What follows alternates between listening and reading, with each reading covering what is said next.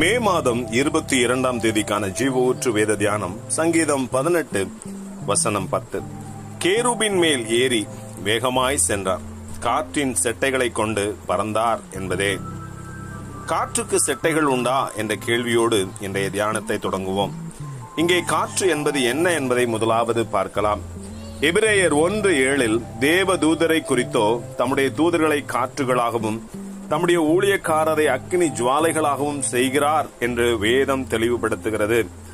ஆம், காற்று என்பதும் கேருபின் என்பதும் அவருடைய பரிசுத்த தூதர்களையே குறிக்கிறது. தூதர்களுக்கு செட்டைகள் உண்டு என்பதை வேதத்தின் வாயிலாக நாம் அறிகிறோமே.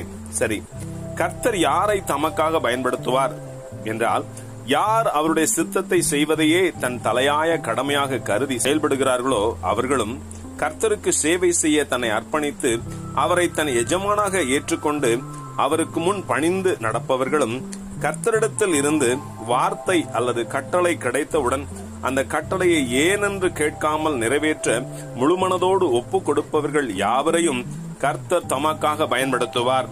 அவருடைய தூதர்கள் மனித கண்ணுக்கு புலப்படாதவர்கள், ஆகவேதான் அவர்கள் காற்றுகள் என்று வேதம் வர்ணிக்கிறது. அதே சமயம் அவருடைய ஊழியக்காரரை அக்கினி ஜுவாலைகளாக செய்கிறார் என்று வேதம் கூறுகிறது. அக்கினி ஜுவாலை என்பது மனித கண்ணுக்கு தெரியக்கூடியதே. கண்ணுக்கு தெரியக்கூடியது என்றால் அவருடைய ஊழியக்காரர்களாகிய ரட்சிக்கப்பட்ட மனிதர்களையும் வேதம் குறிப்பிடுகிறது. பரலோக அக்கினியை தன்னில் பெற்றவர்கள் அதை எங்கும் பரவ செய்கிற ஜுவாலைகளாக கர்த்தர் மாற்றுகிறார்.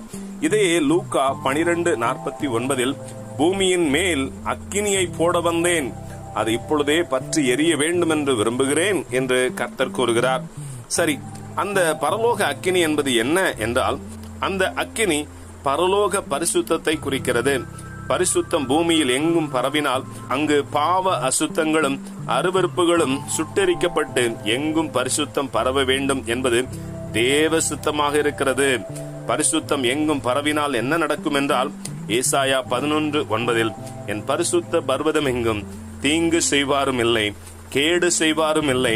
சமுத்திரம் ஜலத்தினால் நிறைந்திருக்கிறது போல் பூமி கர்த்தரை அறிகிற அறிவினால் நிறைந்திருக்கும் என்று வேதத்தின் வழியாக கர்த்தர் முன்னுரைத்திருக்கிறார். ஆமேன். அல்லேலூயா.